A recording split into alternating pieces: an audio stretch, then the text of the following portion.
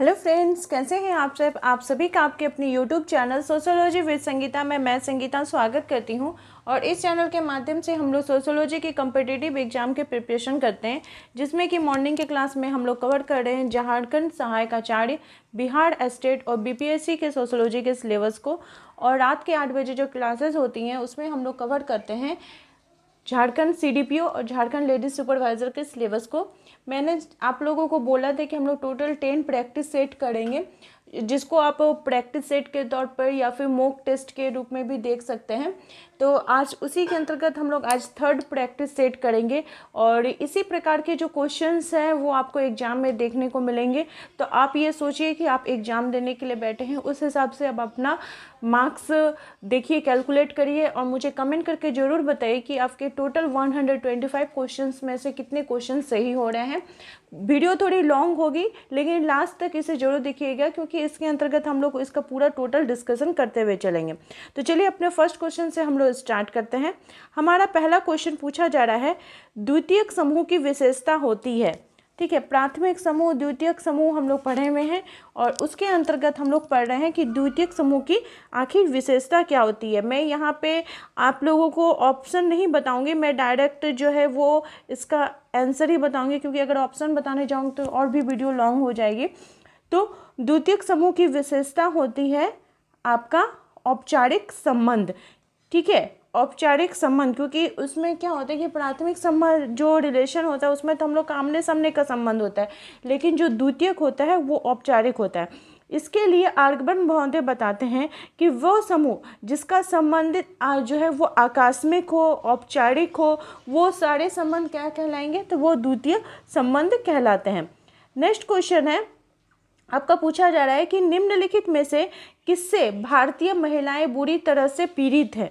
क्या चीज़ है जो भारतीय महिलाओं को बहुत ही ज़्यादा पीड़ित किया हुआ है, तो वो हो जाएगा आपका घरेलू हिंसा। जो भारतीय महिलाएं हैं वो क्या होते हैं, घरेलू हिंसा के अंतर्गत बहुत ही ज़्यादा पीड़ित हैं, क्योंकि इसी के अंतर्गत आपका दहेज संबंधी जो है जो घटनाएं हैं, जो मृत्यु है वो देखने को मिलती हैं। इसी के घरेलू हिंसा के ही अंतर्गत जो पत्नी होती है उनको पीटा जाता है, लैंगिक उनके साथ दुर्व्यवहार देखने को मिलता है। ठीक है, जो वृद्ध महिलाएं होती हैं उनके साथ हमें जो बहुत बुरा व्यवहार जो है वो देखने को मिलता है। क्वेश्चन नंबर 3 पूछा जा रहा है कि सामाजिक नियंत्रण में राज्य की शक्तियों के बारे निम्न में से कौन सा कथन सत्य है। यहाँ पे आपके 4 ऑप्शन दिए गए हैं कि उसमें से आपका राइट आंसर हो जाएगा, राज्य व्यक्तियों को अपनी मनोवृत्तियों बदलने के लिए बाध्य नहीं कर सकता है। राज्य जो होता है ये सामाजिक नियंत्रण का एक महत्वपूर्ण एवं प्रभावशाली अभिकरण होता है और उसके पास दमनकारी शक्ति भी नहीं होती है। पुलिस, न्यायालय, जेल, ये सभी क्या चीज़ है, उसको नियंत्रण बनाने के लिए हेल्प करते हैं।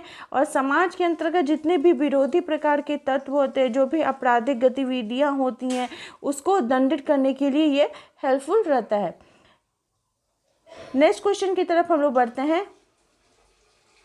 क्वेश्चन नंबर हमारा 4 पूछा जा रहा है कि स्कूल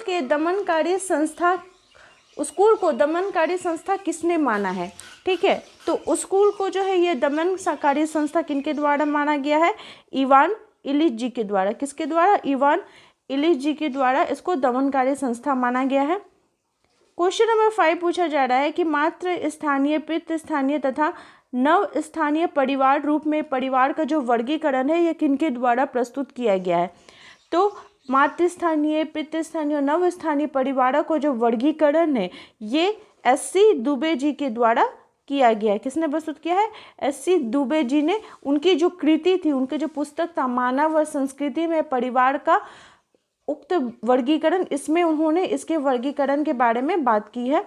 क्वेश्चन नंबर 6 पूछा जा रहा है कि सांस्कृतिक पुनरुत्पादन की जो अवधारणा है ये किसका जो है वो सूत्रपात किया है।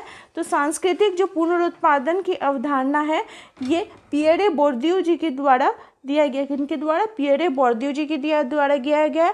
वो 1973 में उन्होंने इस अवधारणा को दी थी। कब दिए थे वे, 1973 में। और वो एक ब्रिटिश समाजशास्त्री थे। वो शिक्षा के प्रकार से संबंधित है।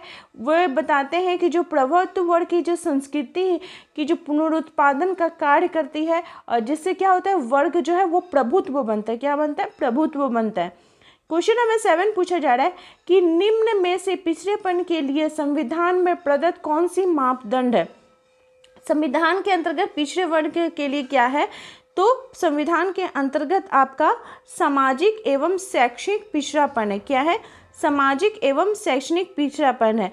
और काका कालेलकर जो थे, काका कालेलकर आयोग का जो गठन किया गया था, इसकी जो नियुक्ति की गई थी, यह आयोग उन कसौटियों का निर्धारण करता था और इनके उत्थान के लिए जो भी कार्य करना होता था वो कार्य करता था। नेक्स्ट क्वेश्चन है कि महिलाओं के उत्थान से संबंधित समसामयिक नीति उपागम में किस अवधारणा का अनुसरण किया गया है? तो कौन से अवधारणा? महिला सशक्तिकरण की अवधारणा का जो है वो देखा गया है, अनुसरण किया गया है। क्वेश्चन नंबर 9 पूछ रहा है कि सामाजिक नियंत्रण शब्द का प्रयोग सर्वप्रथम किनके द्वारा किया गया था? तो ये किनके द्वारा किया गया था? रॉस जी के द्वारा किया गया था। कहाँ पे वे किए थे? रॉस जो थे वो अमेरिकी समाजशास्त्री थे। उन्होंने 1901 में उनकी जो कृति थी सोशल कंट्रोल, इसमें सामाजिक नियंत्रण का बारे में वे बात करते हैं। नेक्स्ट क्वेश्चन है कि सोशियोलॉजिकल बुलेटिन क्या है? तो सोशियोलॉजिकल बुलेटिन क्या है? ये एक जर्नल है। क्या है? यह एक जर्नल है, इसको याद रखिएगा। नेक्स्ट क्वेश्चन की तरफ बढ़ते हैं। क्वेश्चन नंबर 11 पूछा जा रहा है, कथन और कारण दिए गए हैं। कथन है कि आधुनिक समय में युवकों में मादक द्रव्य सेवन बढ़ता जा रहा है, आधुनिक जो समय है, ठीक है। और कारण है कि बच्चों पर परिवार का नियंत्रण कम होता जा रहा है। इसमें से क्या सही है? तो पढ़ने से तो लग रहा है कि ये दोनों ही सही, ए तथा आर दोनों सत्य है, और आर जो है ये इसका सही कारण ही बता रहा है कि बच्चों का जो परिवार में नियंत्रण है वो कम होते जा रहा है, जिसके कारण उनका मादक द्रव्येशन की जो घटना है वो भी बढ़ती जा रही है। नेक्स्ट क्वेश्चन है कि अनुसूचित जनजाति उत्पीड़न अधिनियम किस वर्ष पारित हुआ? तो ये आपका पारित कब हुआ था? अनुसूचित जाति जनजाति का 1989 में। कब? 1989 में। नेक्स्ट है कि औद्योगिक समाज में कृषि है। औद्योगिक समाज में कृषि क्या होता है? यह एक उद्योग है कि जीवन जीने का एक ढंग है। औद्योगिक समाज में कृषि का कोई अस्तित्व नहीं है या इसका न्यूनतम महत्व है। ये क्वेश्चन आया हुआ क्वेश्चन है। तो औद्योगिक समाज में जो द्वितीयक एवं तृतीयक उद्योग का जो महत्व होता है, ठीक है, और इसमें जो कृषि का जो महत्व होता है वो 2% से लेकर 5% तक जो ऐसी जनसंख्या होती है उसके आधार पर इसका होता है, ठीक है। नेक्स्ट क्वेश्चन है कि आपको मिलान करने के लिए दिया गया है। तो देखिए मैं यहाँ पे आंसर आपको बता रही हूँ, यहाँ पे आप भी इसको कर सकिएगा। बोल प्राणियों का प्रजनन। तो प्राणियों का जो प्रजनन है ये परिवार का प्राणशास्त्रीय जो है ये प्रकार्य है। संस्कृति का संचरण। तो संस्कृति का संचरण किसका होगा? परिवार का सांस्कृतिक प्रकार्य होगा। श्रम विभाजन। श्रम विभाजन क्यों होता है? परिवार में आर्थिक क्रिया को संपन्न करने के लिए, तो ये आर्थिक प्रकार हो गया। और परिस्थिति प्रदान करना, ये क्या हो जाएगा? परिवार का सामाजिक प्रकार्य होगा। पढ़ने से ही आपको ये चीज़ को समझ में आ रहा होगा। नेक्स्ट क्वेश्चन की तरफ हम लोग बढ़ते हैं। क्वेश्चन नंबर 15 पूछा जा रहा है कि द्वितीयक समूहों को शीत जगत किसने वर्णित किया है? मैंने आपको नोट्स में भी शीत जगत के बारे में बताया हुआ है, लिखा हुआ है, आप देखिएगा। तो वो कौन बताए हैं? PH Landis. कौन बताते हैं? पीएच लैंडिस जो है वो द्वितीयक समूह को शीत जगत बोलते हैं। क्यों बोलते हैं? क्योंकि जो आपस में जो आत्मीयता का जो संबंध होता है, जो घनिष्ठता का संबंध होता है वो कम होता है, ठीक है। वो इसलिए इसको क्या बोला जाता है? शीत जगत बोला जाता है। क्वेश्चन नंबर 16 पूछा जा रहा है कि एकांतीय नाभिकीय परिवार की अवधारणा किनके द्वारा दी गई है? तो टालकर पार्सन्स जी के द्वारा दी गई है एकांतीय नाभिकीय परिवार की अवधारणा। अब है कि नाभिकीय परिवार में क्या होता है तो नाभिकीय जो परिवार होते हैं उसमें माता पिता रहते हैं, उनके अविवाहित बच्चे रहते हैं। और जैसे जैसे औद्योगिकरण की प्रक्रिया, नगरीकरण की जो प्रक्रिया बढ़ती जा रही है, तो इस प्रकार का जो परिवार है वो हमें समाज के अंतर्गत बहुत ज़्यादा देखने को मिल रहा है, ठीक है। और ऐसे परिवार में सदस्य जो होते हैं वो मतलब अगर उनको बोले तो भावात्मक रूप में हम कह सकते हैं कि वो आपस में जुड़े हुए हो सकते हैं। नेक्स्ट क्वेश्चन है कि निम्नलिखित में से कौन सा कारक समाज के आकार को बदलने के लिए जिम्मेदार है। कौन सा कारक जो है वो समाज के आकार को बदलेगा? तो जन्म दर और मृत्यु दर, यही जो कारण है ये समाज के आकार को बदलने के लिए जो है महत्वपूर्ण काम करता है। नेक्स्ट क्वेश्चन है कि उत्तर प्रदेश के अपराधी जनजाति में कौन आते हैं? तो उत्तर प्रदेश के जो अपराधी जनजाति हैं उसमें आपका कौन कौन से आ जाएंगे? चेरू और कोरवा। कौन आ जाएंगे? चेरू और कोरवा आ जाएंगे। नेक्स्ट क्वेश्चन की तरफ हम लोग बढ़ते हैं। क्वेश्चन नंबर 19 पूछा जा रहा है कि स्तरीकरण के विशेषाधिकार, सम्मान तथा सत्ता से संबंधित सिद्धांत का प्रतिपादन किनके द्वारा किया गया है? तो स्तरीकरण के विशेषाधिकार, सम्मान और सत्ता का जो संबंध है ये किनके द्वारा किया गया है? सी राइट मिल्स के द्वारा। किनके द्वारा? सी राइट मिल्स जी के द्वारा। क्वेश्चन नंबर 20 पूछा जा रहा है कि निम्नलिखित कारकों में से कौन ग्रामीण सामाजिक व्यवस्था को प्रभावित करता है? ठीक है, जाति व्यवस्था, उसकी नगर से निकटता, संचार तथा परिवहन के अच्छे साधनों का विद्यमान होना या उपयुक्त सभी। तो ये सारे ही जो कारण हैं ये इसको प्रभावित किए बिना नहीं रह सकते हैं।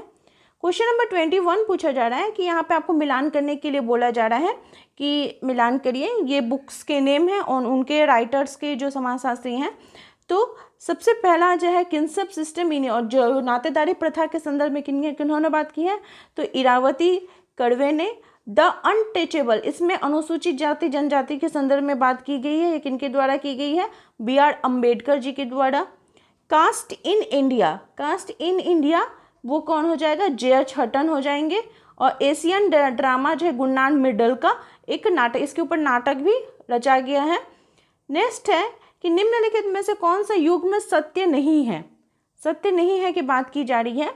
तो Baiga V Elwin, Andaman islanders R Brown, व्हील एस.सी. राय और हो जो डी.एन. मजूमदार। तो इसका जो राइट आंसर हो जाएगा आपका भील जो जनजाति है वो कहाँ की है? राजस्थान की है, पश्चिमी मध्य प्रदेश एवं गुजरात में पाई जाती है। और भीलों का जो अध्ययन है वो टी.बी. नायक ने किया है। किन्होंने किया है? टी.बी. नायक ने किया है। इस चीज़ को याद रखिएगा, टी.बी. नायक ने किसका अध्ययन किया है? भीलों का अध्ययन किया है। नेक्स्ट क्वेश्चन है कि निम्नलिखित में से कौन सा विवाह का नव स्थानीय नियम है? क्या है विवाह का नव स्थानीय नियम? तो इसका राइट आंसर हो जाएगा अपना नया निवास स्थान संगठित करने वाले पति पत्नी। ये क्या हो जाएगा? नव स्थानीय नियम के अंतर्गत आ जाएगा। क्वेश्चन नंबर 24 पूछा जा रहा है कि सामाजिकरण, स्तरीकरण, विशेषाधिकार, प्रतिष्ठा तथा सत्ता से संबंधित सिद्धांत का प्रतिपादन निम्न में से किनके द्वारा किया गया है? तो सामाजिकरण, स्तरीकरण का जो विशेषाधिकार और प्रतिष्ठा तथा सत्ता का जो संबंधित सिद्धांत है ये किनके द्वारा किया गया है? आपका क्वेश्चन नंबर 24 का राइट आंसर हो जाएगा मैक्स वेबर जी के द्वारा। किनके द्वारा? मैक्स वेबर जी के द्वारा। क्वेश्चन नंबर 25 पूछा जा रहा है कि निम्नलिखित में से कौन सा कथन प्रजातीय भ्रामकता है? क्या बोला जा रहा है? प्रजातीय भ्रामकता है। तो ये क्या हो जाएगा? प्रजातीय अंत मिश्रण विकृत उत्पन्न करता है। ये है क्या है? ये भ्रामकता के अंतर्गत आएगा। क्वेश्चन नंबर 26 बोला जा रहा है कि भूमिका में संबंधित निम्नलिखित में से कौन से कथन सही है? भूमिका के संदर्भ में बात की गई है। तो इसका जो राइट आंसर है वो हो जाएगा भूमिका वह कार्य है जिसे एक व्यक्ति प्रत्येक परिस्थिति अनुरूप संपन्न करता है और भूमिकाओं के निर्वाह से समाज में प्रकार्यात्मकता आवश्यकता पूरी होती है। ये जो दोनों कथन है ये इसके सही हैं। क्वेश्चन नंबर 27 पूछा जा रहा है कि मुख्य परिस्थिति की अवधारणा किनके द्वारा दी गई है? तो मुख्य परिस्थिति की जो अवधारणा है यह हिलर जी के द्वारा दी गई है। किनके द्वारा दी गई है? तो हिलर जी के द्वारा दी गई है। व्यक्ति अपने जीवन में जब अनेक परिस्थितियां धारण करता है, ठीक है, और इसमें से किसी एक का ही अधिक जब महत्व होता है तो वो कौन सा परिस्थिति कहलाएगा? वो मुख्य परिस्थिति कहलाएगा।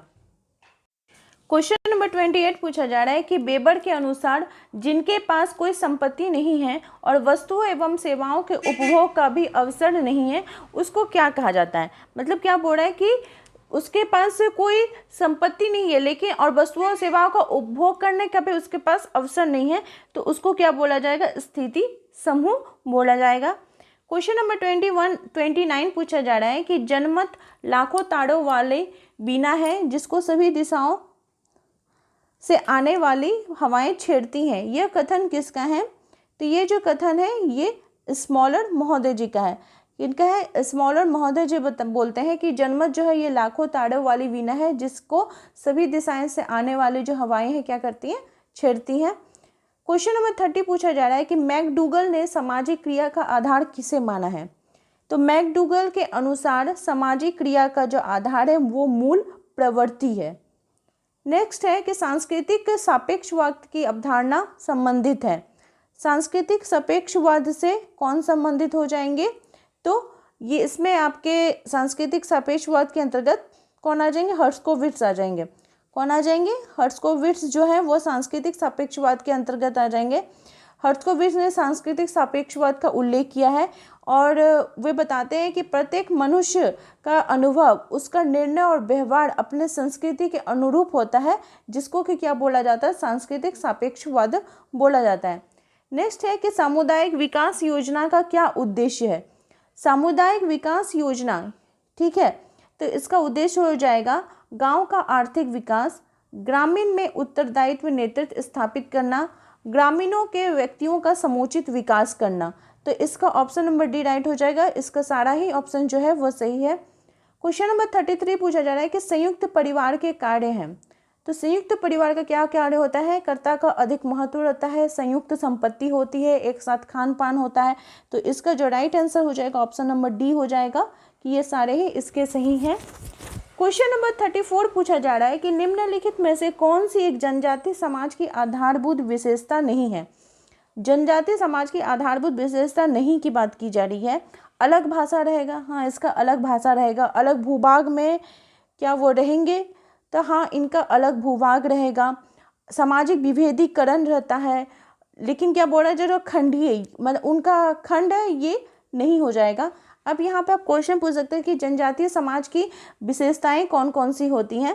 तो एक जनजाति एक ऐसा क्षत्रिय मानव समूह होता है जिसका एक सामान्य संस्कृति, सामान्य भाषा, राजनीतिक संगठन एवं व्यवसाय होता है तथा जो सामान्य अंतर्विवाह के नियमों का पालन करता है। जनजाति की विशेषता अगर बात की जाए तो इनका अपना सामान्य भूभाग होगा, सामान्य भाषा होगी, विस्तृत आकार होगा, इनके अंतर्गत अंतर्विवाह देखने को मिलेगा, इनका अपना एक अलग अलग नाम रहेगा, सामान्य संस्कृति रहेगी, आर्थिक निर्भरता होगा और राजनीतिक संगठन भी इनमें देखने को मिलता है। और सामान्य कुछ कुछ जो निषेध भी होते हैं इनके अंतर्गत हमें देखने को मिलते हैं। क्वेश्चन नंबर 35 पूछा जा रहा है कि एपिको आंदोलन प्रमुख रूप से निम्नलिखित में से किसके एक विरुद्ध चलाया गया है? ठीक है, तो एपिको जो है आंदोलन के संदर्भ में, जो हरित क्रांति जो आप लोगों को सामाजिक आंदोलन पढ़ाया गया था उसमें मैं आपको बताई थी कि एपिको आंदोलन को हरित क्रांति का ही एक नाम होता है, क्योंकि इसे दक्षिण क्षेत्र में इसको जो चिपको आंदोलन है, चिपको को एपिको बोला जाता है। ठीक है, तो इसलिए ये जो है कहाँ का है? ये चिपको आंदोलन से संबंधित है। तो इसका जो राइट आंसर हो जाएगा वो वनमूलन हो जाएगा। क्वेश्चन नंबर 36 पूछा जा रहा है कि समान पूर्वज चाहे पुरुष हो या महिला के वंशानुक्रम से उत्पन्न हुए व्यक्ति को क्या कहा जाता है? समान पूर्वज है, चाहे वो पुरुष हो या चाहे स्त्री हो, उनका वंशक्रम भी एक समान हो, तो इस प्रकार का जो रिलेशन होता है उसको बोला जाता है मातृ पितृ संबंधी। क्या बोला जाता है? मातृ पितृ संबंधी। क्वेश्चन नंबर 37 पूछा जा रहा है कि समनर का समाज मॉडल कहलाता था। तो समनर का जो समाज मॉडल है वो सर्वसम्मति मॉडल कहलाता था। क्या कहलाता था? सर्वसम्मति मॉडल कहलाता था। क्वेश्चन नंबर 38 पूछा जा रहा है कि यहाँ पे अनुसंधानकर्ता के नाम दिए गए हैं, ये गांव के नाम दिया गया है। इंपॉर्टेंट क्वेश्चन है, बार बार आपको एग्जाम में देखने को ये मिलता भी है, तो हम लोग इसको मिलान करते हैं। एम.एन. श्रीनिवास ने कहाँ का अध्ययन किया था? तो वे रामपुरा का अध्ययन करते हैं। आंध्रे बेताई जो है वो श्रीपुरम का अध्ययन करते हैं। एस.सी. दुबे समीरपेट कहाँ का करते हैं? एस.सी. दुबे समीरपेट। मैकम मेरियट जो है वो किशनगढ़ी का अध्ययन करते हैं। मैकम मेरियट किसका अध्ययन करते हैं? किशनगढ़ी का अध्ययन करते हैं। ये इंपॉर्टेंट क्वेश्चन है, इस प्रकार के क्वेश्चन भी आपको एग्जाम में देखने को मिल सकते हैं।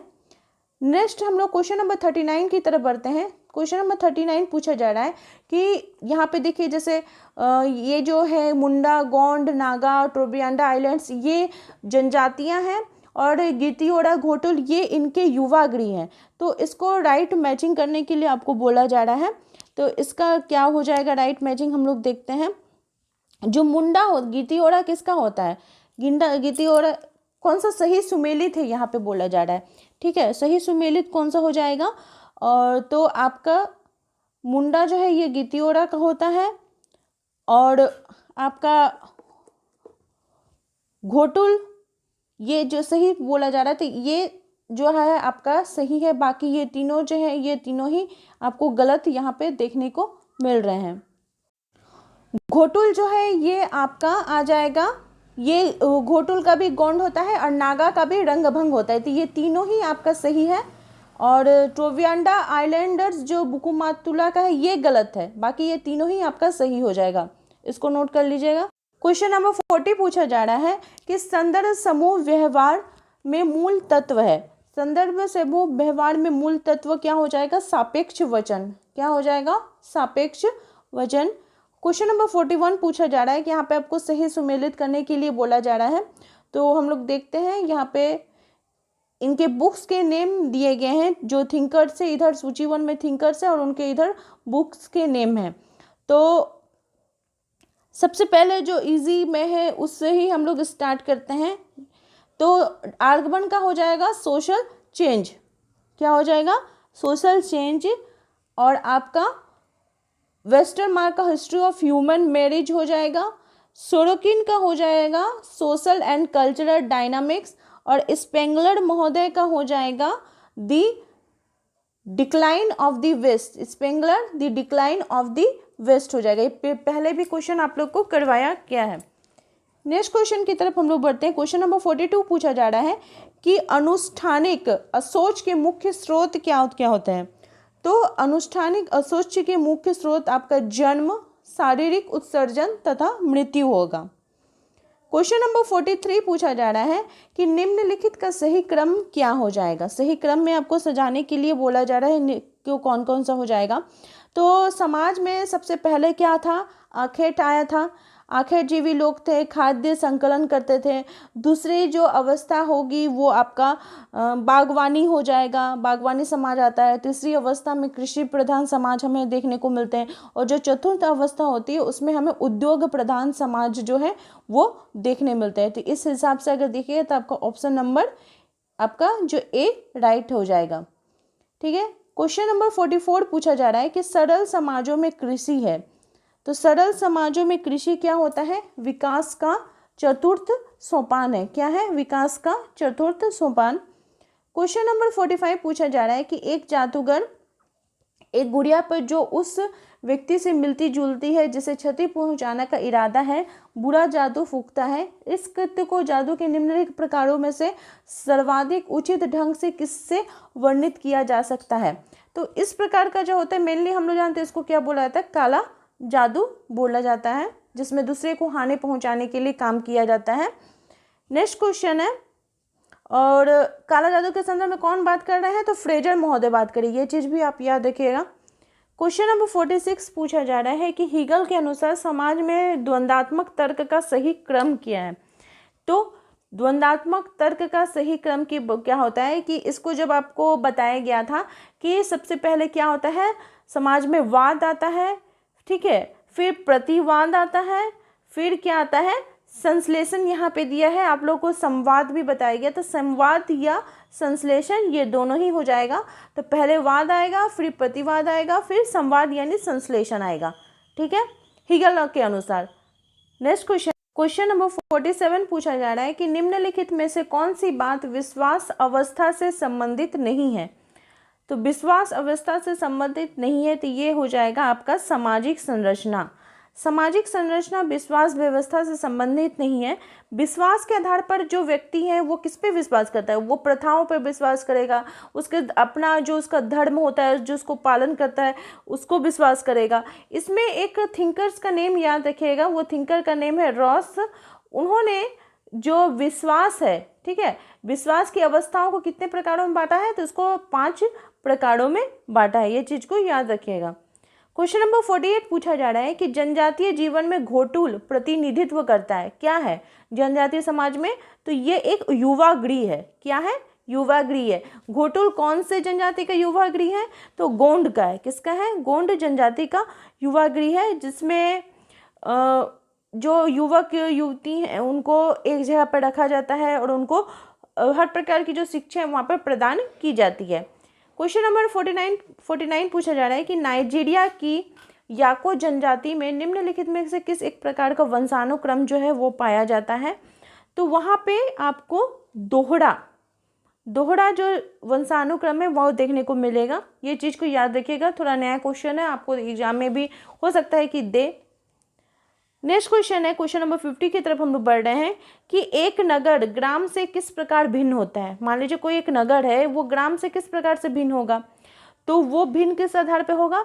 गांव में प्राथमिक व्यवसाय होता है और नगर में कैसा व्यवसाय होगा? तो द्वितीयक व्यवसाय अधिक होगा, तृतीयक व्यवसाय होगा। तो हम कह सकते हैं कि व्यवसाय के आधार पर, ठीक है, द्वितीयक व्यवसायों की अधिकता के आधार पर हम ग्राम और एक नगर को अंतर स्पष्ट कर सकते हैं, क्योंकि यहाँ पे ऑप्शन ऐसे दिए गए हैं। क्वेश्चन नंबर 51 पूछा जा रहा है कि विचलन के संबंध में व्यक्तिक अनुकूलन के निम्नलिखित कुछ प्रकार हैं। ठीक है, तो व्यक्तिक विचलन का कौन कौन सा ये प्रकार है उसके बारे में बात की गई है। तो इसका जो राइट आंसर आपका हो जाएगा, यहाँ पे देखिए अनुक्रम सही से सजाने के लिए बोल रहा है, तो कौन कौन सा हो जाएगा हम लोग उसको देखते हैं। सबसे पहले आपका क्या आ जाएगा? अनुरूपता। क्या आ जाएगा आपका? सबसे पहले अनुरूपता आ जाएगा। उसके बाद आपका आएगा नवाचार।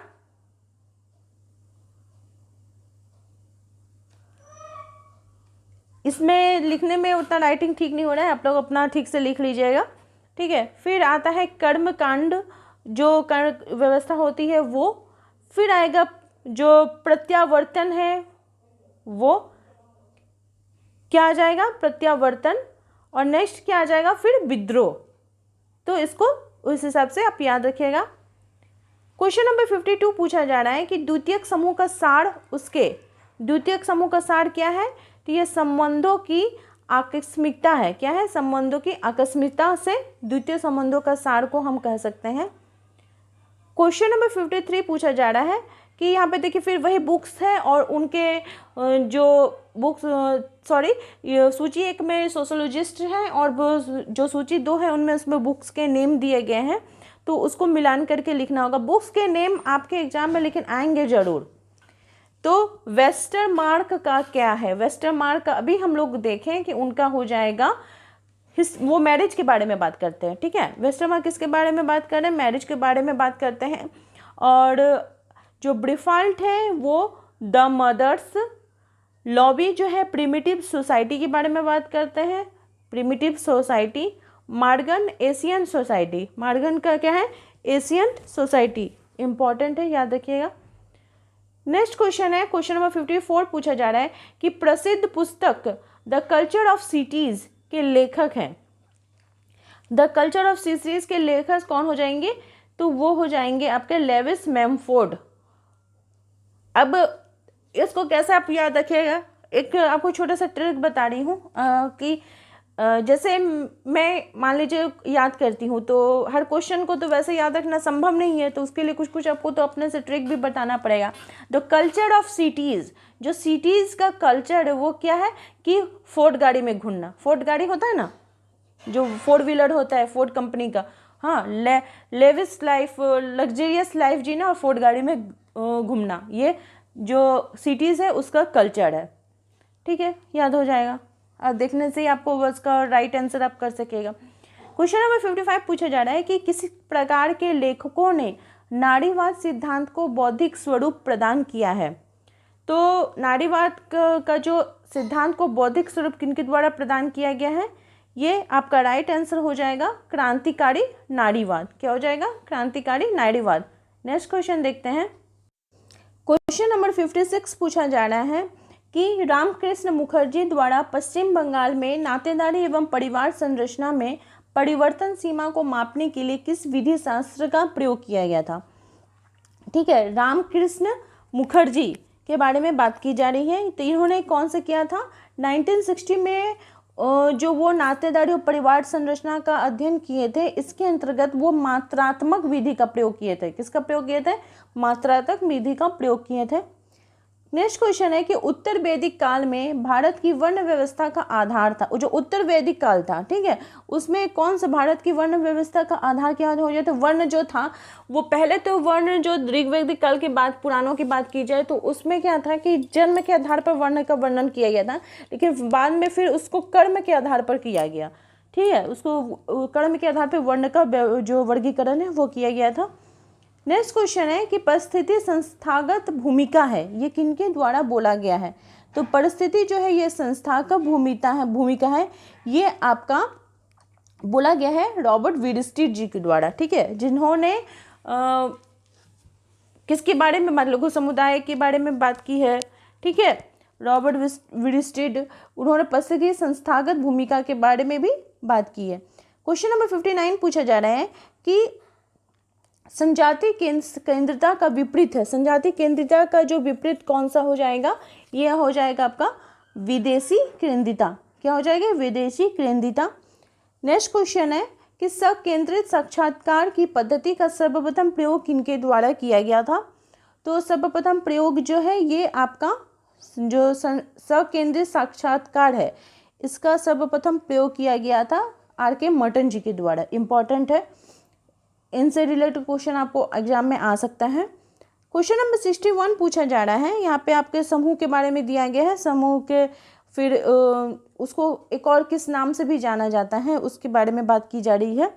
तो देखिए आपको जो नोट्स में करवाया जा रहा है, जो नोट्स में दिया जा रहा है या फिर जो आपको टेस्ट के माध्यम से या फिर यूट्यूब के क्लास के माध्यम से दिया जा रहा है, मेरी पूरी कोशिश रहती है कि कुछ भी अगर एक्स्ट्रा रहता है तो उसको जरूर आप लोग के पास ले आ जाओ। तो यहाँ पे देखिए कुछ ये चीज़ को आपको थोड़ा एक्स्ट्रा भी देखने को मिल सकता है, जिसमें कि जो अंतर समूह है उसको क्या बोला जाता है, ठीक है। तो अंतर समूह को बोला जाता है आपका आमने सामने का क्या समूह दिया हुआ है, लेकिन अंतर समूह को बोला जाता है हम समूह। क्या बोला जाता है? हम समूह। बाह्य समूह को बोला जाता है वे समूह। लघु समूह को बोला जाता है द्वितीयक समूह। और प्रारंभिक जो समूह होता है उसको आमने सामने का संबंध बोला जाता है। इसको भी याद रखिएगा, ऐसे भी आपको क्वेश्चन थोड़ा घुमा के पूछ सकता है। क्वेश्चन नंबर 62 पूछा जा रहा है कि सामाजिक स्तरण का मूल कारण है। सामाजिक स्तरण का मूल कारण क्या हो जाएगा? ये आपका हो जाएगा सामाजिक असमानता। क्या हो जाएगा? सामाजिक असमानता। नेक्स्ट है कि एकांतीय नाभिकीय परिवार की अवधारणा किनके द्वारा दी गई है? तो एकांतीय नाभिकीय परिवार की जो अवधारणा है ये कॉलिन किनके द्वारा दी गई? क्वेश्चन नंबर आपका 63 का आंसर हो जाएगा ये आपका टालकट पार्सन्स जी के द्वारा दिया गया। किनके द्वारा? टालकट पार्सन्स जी के द्वारा दिया गया है। क्वेश्चन नंबर 64 पूछा जा रहा है कि एक मध्यवयी के नशे की अवस्थाओं के सही क्रम को चिन्हित करिए। ठीक है, ये जो मादक द्रव्येशन जो आपका अपराध है ना उसके अंतर्गत आपका ये क्वेश्चन है। तो इसका जो मतलब सही क्रम में बोला गया है तो मध्यवयी ये चीज़ का जो कॉन्सेप्ट है वो दिए हैं किन्होंने? तो श्री बोगेन ने। उनकी पुस्तक का नाम था द ह्यूमन टैक्सोलॉजी ऑफ अल्कोहल। ठीक है, इसमें उन्होंने नशा का अवस्थाओं के बारे में पहली बार बात की थी कि जब व्यक्ति पहली बार शराब पीने से लेकर उसका पूरा एकदम स्मृति भर होते का मतलब पूरा उसका डिटेल्स में उसमें बात की थी। तो इसके अंतर्गत जो उन्होंने इसका सही क्रम बताया है वो है उपनिदान की उत्तेजना, भ्रांति, जड़ता और अधिमूर्छा।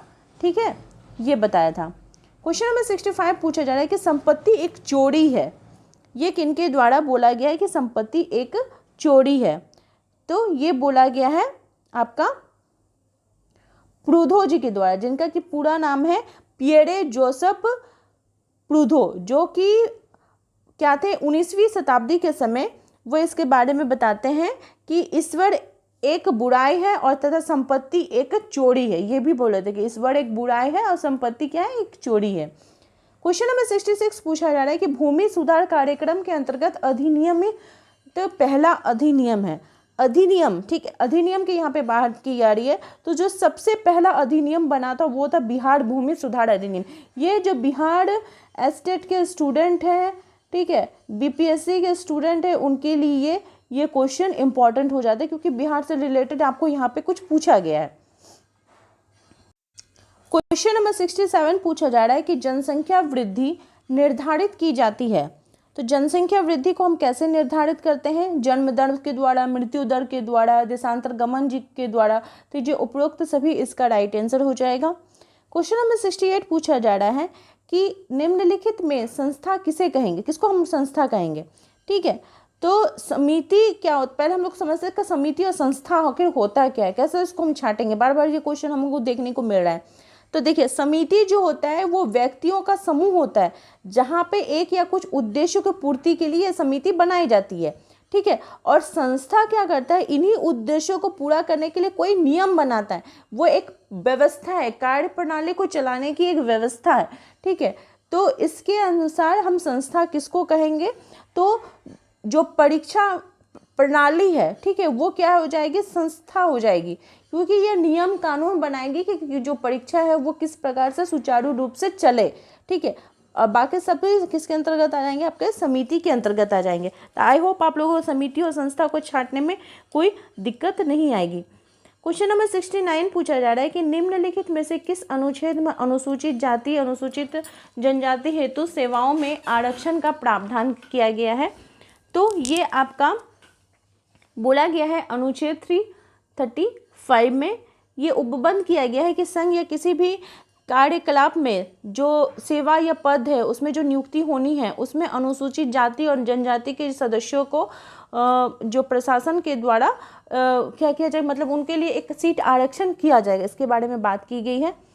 क्वेश्चन नंबर 70 पूछा जा रहा है कि विश्व के किस महाद्वीप में वधू मूल्य प्रथा ज़्यादा प्रचलित है? ठीक है, तो सबसे ज़्यादा हमें कहाँ देखने को मिलता है? तो हमें अफ्रीका में देखने को मिलता है। विवाह हेतु तो जो वर पक्ष की ओर से वधु पक्ष को दिया गया जो मूल्य होता है उसको वधु मूल्य कहा जाता है। कभी कभी वधु मूल्य को जन्मदाता परिवार द्वारा पुत्री के पालन पोषण पर किए गए खर्च की क्षतिपूर्ति के रूप में भुगतान भी किया जाता है, और मेनली आदिम समाजों में, वहाँ के जो आदिम समाज है वहाँ पर देखने को मिलता है। क्वेश्चन नंबर 71 पूछा जा रहा है कि सन 1931 की जनगणना में हटन ने अस्पृश्य जातियों का किस नाम से पुकारा था? ठीक है, जब वो वहाँ का जनगणना किए थे तो जो अस्पृश्य जातियाँ थे उनको उन्होंने क्या कहा था? बाहरी जाति के नाम से पुकारा था। क्या कहा था? बाहरी जाति कहा था। क्वेश्चन नंबर 72 पूछा जा रहा है कि नातेदारी को किस रीति में भतीजा बुआ की संपत्ति का उत्तराधिकार होता है? तो ये आपका हो जाएगा पितृश्रेव्य के अंतर्गत। किसके अंतर्गत? पितृश्रेव्य के अंतर्गत हो जाएगा। क्वेश्चन नंबर 73 पूछा जा रहा है, यहाँ पे देखिए मिलान करने के लिए दिया गया है, इसको जरूर मिलान कीजिए और बताइए कि इसका क्या हो जाएगा। तो देखिए, आत्मदर्पण का सिद्धांत, लुकिंग ग्लास सेल्फ, ठीक है, इसका क्या हो जाएगा? चार्ल्स कूले। मैं और मुझे का सिद्धांत, मिड। इड ईगो और सुपर ईगो के बारे में कौन बात करते हैं? तो ये बात करते हैं फ्रायड बात करते हैं। और अभौतिक संस्कृति के बारे में कौन बात करते हैं? तो आर्कबर्न महोदय बात करते हैं। ठीक है, नेक्स्ट क्वेश्चन की तरफ बढ़ते हैं कि संस्कृतिकरण की प्रक्रिया से संबंधित है।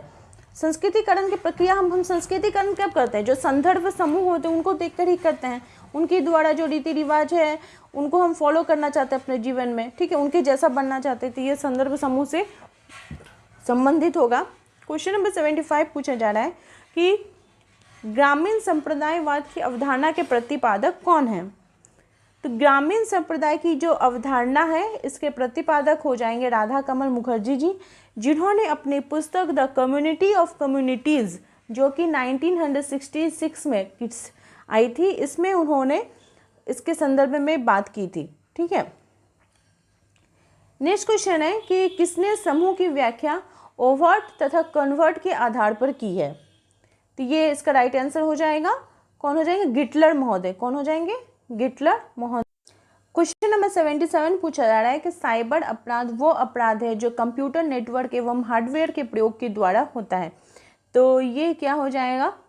इसका राइट आंसर हो जाएगा M.A. सुस्मैन। ये इसका राइट आंसर का हो जाएगा M.A. सुस्मैन। उन्होंने बताया है कि जो साइबर अपराध होता है वो अपराध है जो कंप्यूटर नेटवर्क एवं हार्डवेयर के प्रयोग के द्वारा किया जाता है। क्वेश्चन नंबर 78 पूछा जा रहा है कि निम्नलिखित में से किसने ज्ञान के पदक्रम का पक्ष लिया है? किनके द्वारा पक्ष नहीं लिया गया है, सॉरी। तो इसका राइट आंसर हो जाएगा फूको। कौन हो जाएगा? फूको के अनुसार जो उत्तर आधुनिक समाज है इसमें ज्ञान उत्पादन का एक साधन है, जिनके पास ज्ञान है उसी के पास शक्ति है। उन्होंने ज्ञान को पदक्रम का पक्ष नहीं लिया है। ठीक है, नेक्स्ट क्वेश्चन है कि औद्योगिक समाज का प्रयोग समाजों का वर्गीकरण में किसने किया है? ठीक है, औद्योगिक समाज का प्रयोग किया है तो वो किनके द्वारा किया गया है? स्पेंसर महोदय जी के द्वारा। किनके द्वारा? स्पेंसर महोदय ने समाज का जो वर्गीकरण है ये दो आधार पर किया है। एक तो उन्होंने औद्योगिक समाज के आधार पर बताया है और दूसरा क्या बताया? सैनिक समाज। औद्योगिक समाज और सैनिक समाज के बारे में बात करते हैं। क्वेश्चन नंबर 80 पूछा जा रहा है कि रेंटियर वर्ग की अवधारणा किनके द्वारा दी गई है? रेंटियर वर्ग और सट्टेबाज जो वर्ग है इसकी अवधारणा किनके द्वारा दी गई है? तो ये पेरेटा लिखा हुआ है, ये थोड़ा मिसप्रिंट है, ये आपका पेरेटो हो जाएगा। कौन क्या हो जाएगा? पेरेटो हो जाएगा। पेरेटो याद रखिएगा। क्वेश्चन नंबर 81 पूछा जा रहा है कि समाज बनता है किससे बनता है? तो ये व्यक्तियों के संबंध से बनता है। क्वेश्चन नंबर 82 पूछा जा रहा है कि निम्नलिखित में से किस में वर्ण व्यवस्था का प्रथम उल्लेख मिलता है? अभी हम लोग थोड़ा डिस्कस किए कि वर्ण व्यवस्था का जो उल्लेख है वह सर्वप्रथम किस में मिलता है हमें देखने, तो ऋग्वेद में मिलता है। नेक्स्ट क्वेश्चन है कि श्रीनिवास ने संस्कृतिकरण की अवधारणा का प्रयोग अपने निम्नलिखित में से किस पुस्तक में किया था? ठीक है, किसमें उन्होंने इसके बारे में बात की थी? तो उन्होंने बात की थी उनकी जो फेमस पुस्तक है religion and society among the Coorgs of South India, इसमें उन्होंने संस्कृतिकरण की अवधारणा के बारे में बात की थी। नेक्स्ट क्वेश्चन है कि भारत में प्रचंड बेरोजगारी पाई जाती है। भारत में जो प्रचंड बेरोजगारी, प्रचंड मतलब छुपी हुई बेरोजगारी जो है वो कृषि क्षेत्र में देखने को मिलती है, क्योंकि इसमें क्या होता है कि कुछ महीने के लिए जो किसान होते हैं वो बेरोजगार हो जाते हैं, इसके कारण इसको छुपी हुई बेरोजगारी भी बोला जाता है कृषि को। तो ये कृषि क्षेत्र में देखने को मिलती है। क्वेश्चन नंबर 85 पूछा जा रहा है कि पश्चिमी समाज के परिप्रेक्ष्य में लीजर क्लास यानी जो आरामी वर्ग की अवधारणा किनके द्वारा प्रतिपादित किया गया है? तो ये प्रतिपादित किया गया टी वेबलिन जी के द्वारा। क्वेश्चन नंबर 86 पूछा जा रहा है कि साधारणतः नायरों में विवाह का संबंध कहा जाता है। तो जो नायर होते हैं उसमें विवाह का संबंध कहा जाता है किसकी, क्या कहा जाता है? संबंधम के द्वारा। किसके द्वारा कहा जाता है? संबंधम के द्वारा बोला जाता है। क्वेश्चन नंबर 87 है कि कौन नैतिकता को सामाजिक जीवन का अनिवार्य तत्व मानता है? तो कौन मानता है? दुर्खिम महोदय मानते हैं। नेक्स्ट क्वेश्चन है कि निम्नलिखित में से कौन समाजशास्त्री का यह अवलोकन भारत में परिवार के अध्ययनों है कि हिंदू भावनाएं अभी भी संयुक्त परिवार के पक्ष में है? कि किनके द्वारा बोला गया है? तो ये बोला गया है के.एम. कपाड़िया जी के द्वारा। क्वेश्चन नंबर 89 पूछा जा रहा है कि निम्नांकित में से भारतीय राष्ट्रवाद की सामाजिक पृष्ठभूमि के लेखक कौन है? तो ये कौन हो जाएंगे? ए.आर. देसाई। कौन हो जाएंगे? ए.आर. देसाई। क्वेश्चन नंबर 90 पूछा जा रहा है कि निम्न में से सभ्यतागत परिप्रेक्ष्य का एक अच्छा उदाहरण कौन सा है? तो इसका राइट आंसर आपका हो जाएगा जो सभ्यतागत परिप्रेक्ष्य है, इसका जो राइट है वो हो जाएगा जनजातीय भारतीय सभ्यता के अभिन्न अंग है। क्वेश्चन नंबर 91 पूछा जा रहा है कि निम्न में से कौन एक संस्था है? संस्था अभी मैंने बताया कि समिति और संस्था को कैसे वर्गीकृत करेंगे, तो इसका राइट आंसर आप मुझे बताइए कमेंट करके कि क्वेश्चन नंबर 91 का आंसर क्या होगा, संस्था किसको कहा जाएगा। मैं इसका आंसर आपको नहीं बताऊंगी। क्वेश्चन नंबर 92 पूछा जा रहा है कि जेमेनसॉफ्ट और गेसेलसॉफ्ट सब जो समाज में दो प्रकार है, ये किनके द्वारा दिया गया है? तो ये दिया गया है आपका टॉनिक जी के द्वारा। क्वेश्चन नंबर 93 पूछा जा रहा है कि कौन सा सामाजिक स्तरीकरण का स्वरूप नहीं है? तो सामाजिक स्तरीकरण का स्वरूप जो है ये धर्म नहीं है, बाकी लिंग वर्ग जाति के आधार पर हम समाज के अंतर्गत स्तरीकरण हमें देखने को मिलता है। क्वेश्चन नंबर 94 पूछा जा रहा है कि किस राज्य केंद्र शासित क्षेत्र में भारत की जनगणना 2011 के अनुसार अनुसूचित जनजातियों का प्रतिशत न्यूनतम रहा है? तो वो कौन सा हो जाएगा? उत्तर प्रदेश हो जाएगा। नेक्स्ट क्वेश्चन है कि कौन प्रकार्यवादी सिद्धांत से संबंध नहीं है? तो प्रकार्यवादी सिद्धांत से संबंधित नहीं है हो जाएंगे पीवी यंग। पीवी यंग जो है ये प्रकार्यवादी सिद्धांत से संबंध नहीं है। प्रकार्य का अर्थ क्या होता है? तो प्रकार्य शब्द का सर्वप्रथम जो प्रयोग है वो हर्बर्ट स्पेंसर के द्वारा किया गया था। दुर्खिम भी इससे प्रभावित होकर मानव विज्ञान में इस अवधारणा का प्रयोग किए थे। ठीक है। और रेडक्लिफ ब्राउन, मेलिनोवस्की ने भी जो आदिवासियों का जब वे अध्ययन किए थे तो इसमें उन्होंने इसको अपने यूज़ में किया था, लेकिन पीवी वंग जो है इसको यूज़ नहीं करते हैं। क्वेश्चन नंबर 96 पूछा जा रहा है कि निम्नलिखित में से किससे समाज मूलतः प्रकट होता है। कैसे हम समझेंगे कि वो समाज है, तो वो किससे हो जाएगा, संबंधों से। किससे प्रकट होता है, संबंधों से। क्वेश्चन नंबर 97 पूछा जा रहा है कि किसने भारत की प्राथमिक सभ्यता का लघु परंपराओं और दीर्घ परंपराओं में विभक्त किया है, तो इसका राइट आंसर हो जाएगा रॉबर्ट रेडफील्ड जी के द्वारा। क्वेश्चन नंबर 98 पूछा जा रहा है कि अंत्योदय कार्यक्रम का उद्देश्य क्या है। तो अंत्योदय कार्यक्रम जो है यह गरीबों में जो सर्वाधिक गरीब होते हैं उनको हेल्प करने के लिए किया जाता है। क्वेश्चन नंबर 99 पूछा जा रहा है कि विवाह को किसने बच्चों को पैदा करने एवं पालन पोषण करने के लिए एक संविदा के रूप में परिभाषित किया है। तो ये किनके द्वारा किया गया है, मेलिनोवस्की जी के द्वारा किया गया है। और आज का लास्ट क्वेश्चन है कि सात्विकरण आवश्यक रूप से एक है। आप लोग 100 क्वेश्चन तक का ही अपना आंसर बताइए कि आपको कितना आपके 100 में राइट हो रहा है। तो सात्विकरण जो आवश्यक रूप से क्या है, यह एक सामाजिक प्रक्रिया है। क्या है, यह एक सामाजिक प्रक्रिया है। तो आई होप आप लोगों को आज का जो टेस्ट सीरीज़ है वो हेल्पफुल लगा होगा। अगर आपको आज की क्लास हेल्पफुल लगी है तो जरूर इसे लाइक करें, अपने दोस्तों को भी शेयर करें, और मेरे चैनल पर नए हो तो प्लीज़ सब्सक्राइब करना ना भूलें। और साथ ही साथ आपके कमेंट्स भी करें, क्योंकि आपके कमेंट्स से मुझे मोटिवेट करते हैं ताकि मैं आप तक और बेहतर क्लास को लेकर आ सकूँ। मेरे चैनल के साथ बने रहने के लिए आप सभी का थैंक यू।